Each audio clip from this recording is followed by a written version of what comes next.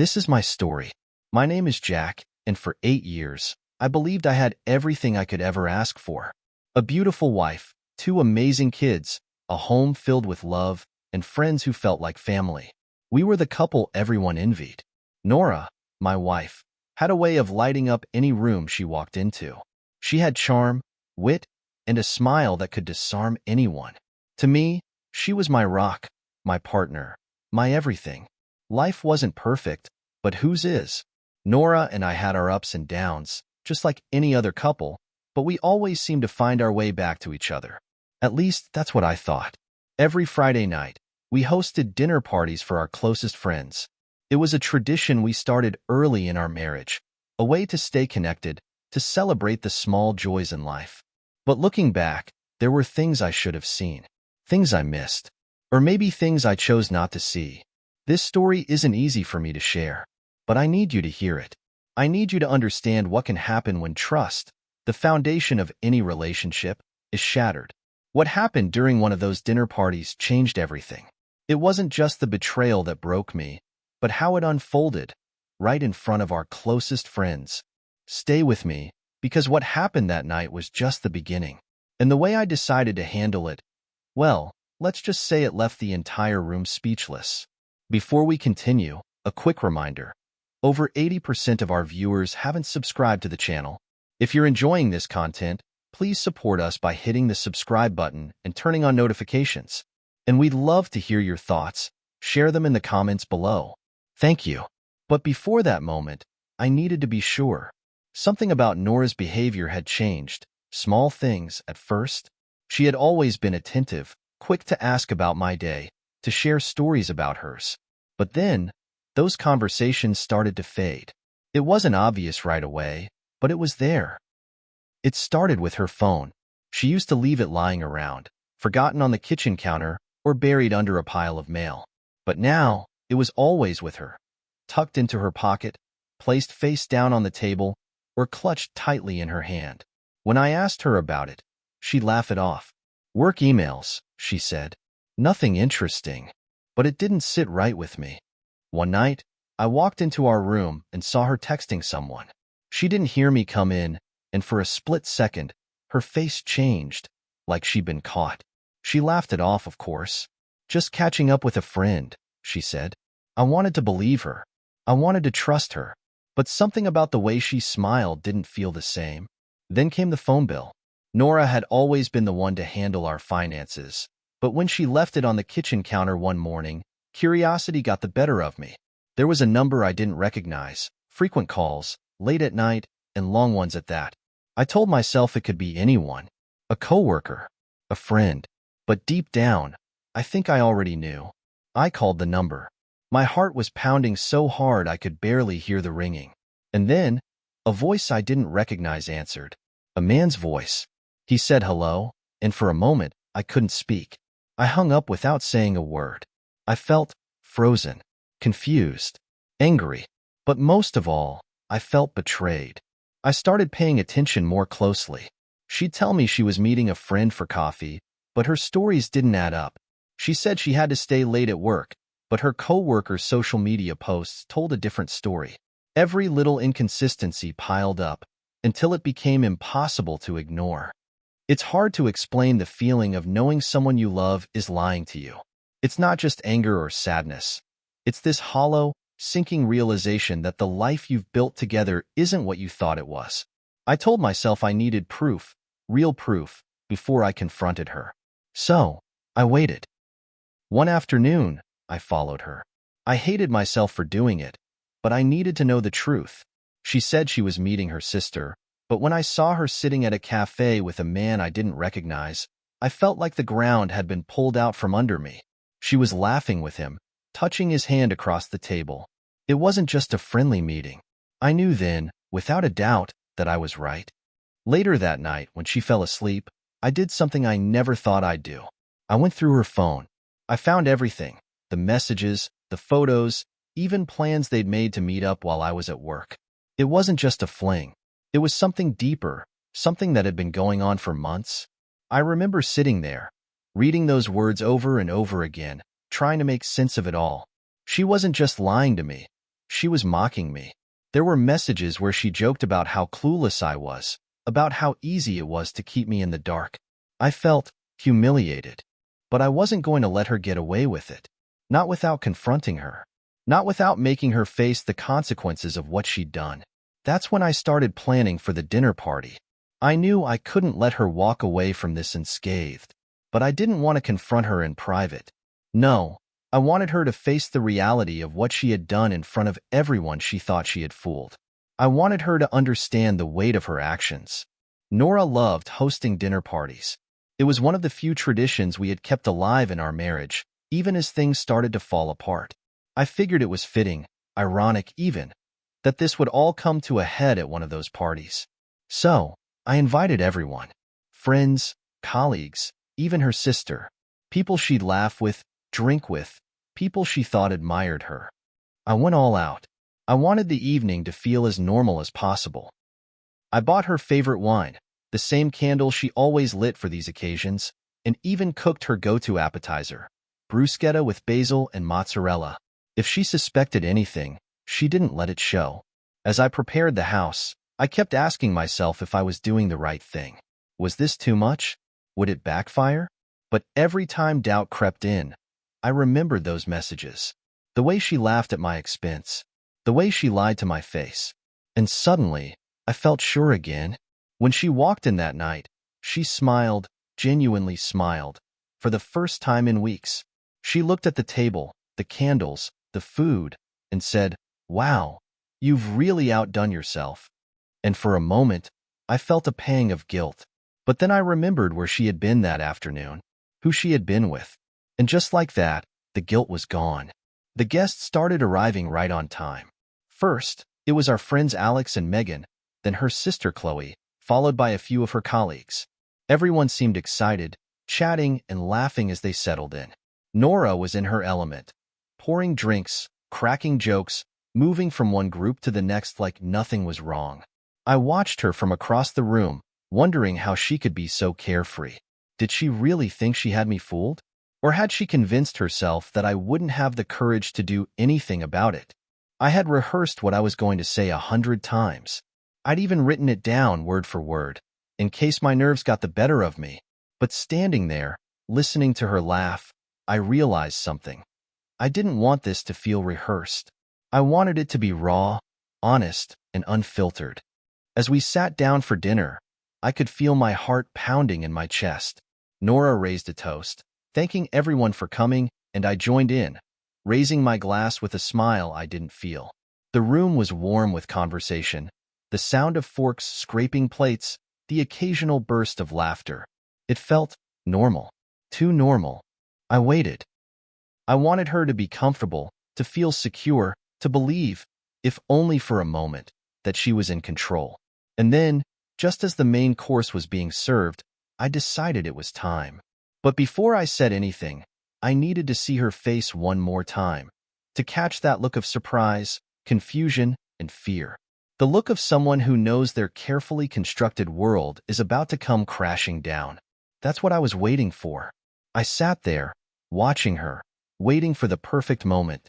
And when she laughed, really laughed, throwing her head back, completely unaware, I knew it was time. I stood up, holding my glass in one hand, my heart pounding in my chest. "I just want to say a few words," I began. The room quieted completely. Nora looked at me, smiling, her eyes sparkling under the soft glow of the chandelier. She had no idea what was coming. "First of all," I said, "thank you all for coming. It means a lot to Nora and me that you could be here tonight." I paused, letting the words hang in the air, letting her think this was just another toast.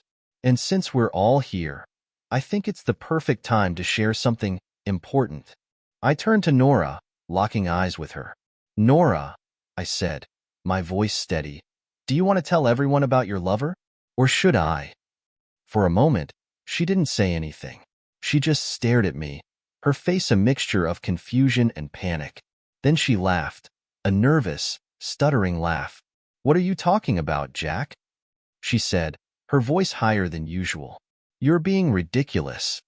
"These," I said, gesturing to the papers, are the messages between you and Mike. Explicit messages, photos, plans to meet up. Care to explain?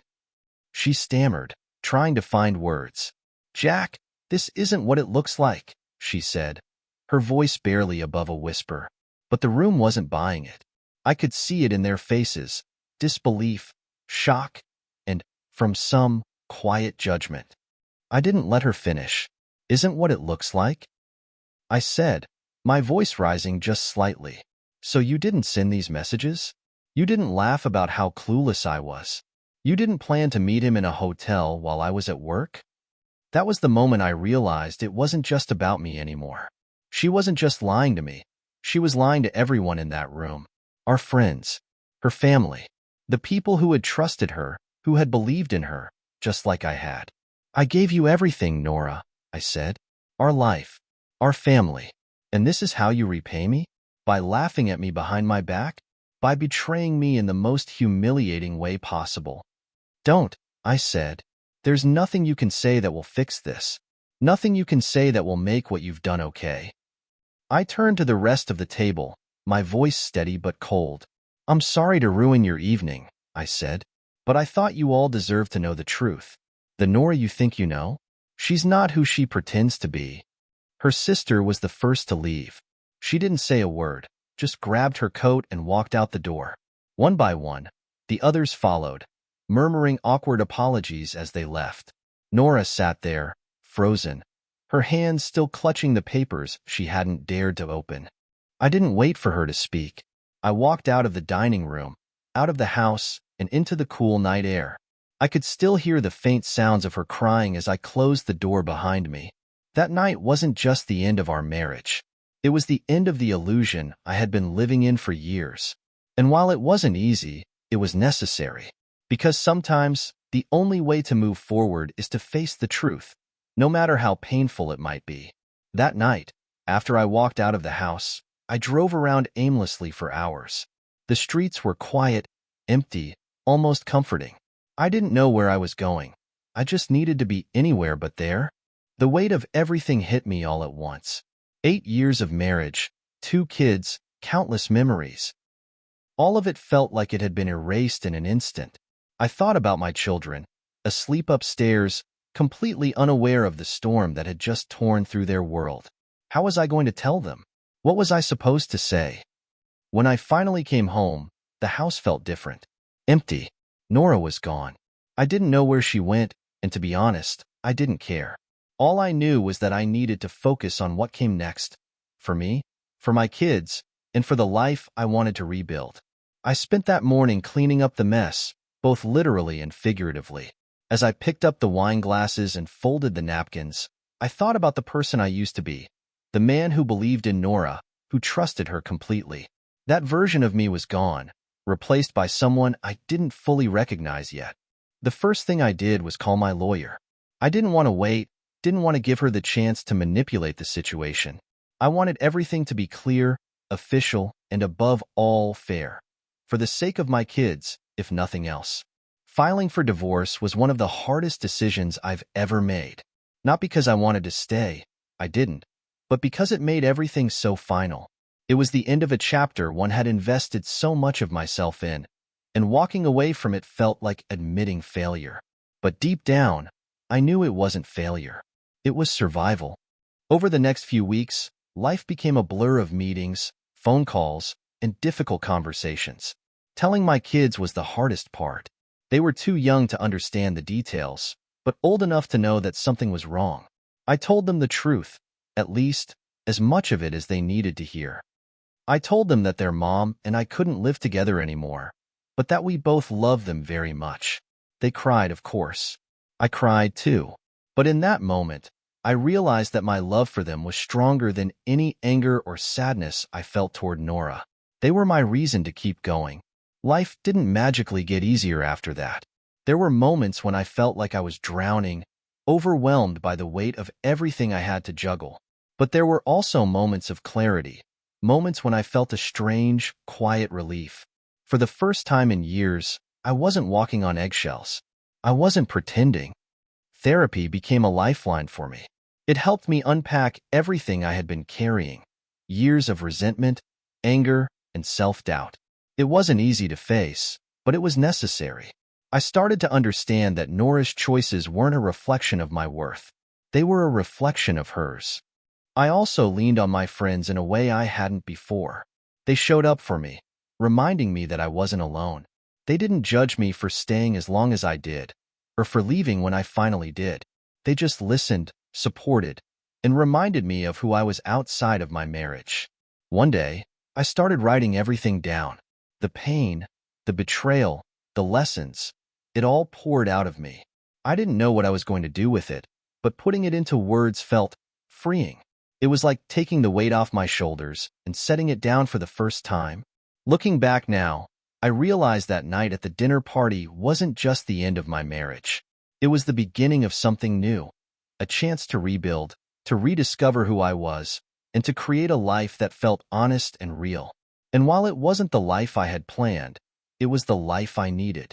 In the months that followed, I began to understand something I had never fully grasped before. Closure isn't something someone else gives you. It's something you create for yourself. I spent so much time trying to figure out why Nora did what she did. Was it something I said? Something I didn't do? Was I not enough? Those questions consumed me at first, keeping me awake at night, replaying every moment of our marriage like a movie I couldn't turn off. But one day, I realized that those questions didn't matter. The answers wouldn't change what had happened. They wouldn't undo the hurt or rebuild the trust, and they wouldn't make me feel whole again. The only thing that could do that was me. I started focusing on myself in a way I hadn't in years. I rediscovered hobbies I had let go of, writing, hiking, even learning to play the guitar, something I'd always wanted to do but never made time for. I realized that I had spent so much of my marriage trying to make Nora happy that I had forgotten how to make myself happy. It wasn't just about moving on. It was about moving forward. I started setting boundaries, saying no to things that didn't serve me, and yes to the things that did. I wasn't just healing. I was growing. Sharing my story became a part of that growth. At first, it was just with close friends, then in a support group, and eventually, with others who had been through similar experiences. I realized that my story wasn't just about betrayal and loss. It was about resilience and rebuilding. And in sharing it, I found connection and strength. Through all of this, I learned that healing isn't linear. There are good days and bad days, moments of clarity and moments of doubt. But every step, no matter how small, is a step forward. And every step forward is a victory. My kids became my anchor through it all. They reminded me of what truly matters, of what love should look like. Honest, unconditional, and free of selfishness. They gave me the strength to keep going, even when it felt impossible. They didn't just need me. I needed them. They were my reason to wake up every morning, to keep trying, to keep believing that better days were ahead. And they were. Slowly but surely they were. One night, as I sat writing in my journal, I came across a quote I had jotted down months earlier. The best way out is always through. It hit me differently that time. I realized that I had made it through the heartbreak, the anger, the uncertainty. I had come out on the other side, not unscathed, but stronger. I don't know what the future holds, and for the first time in a long time, that doesn't scare me. What I do know is that I've found peace, not because I forgot what happened, but because I've accepted it, because I've forgiven myself for staying as long as I did, for not seeing the signs, for being human.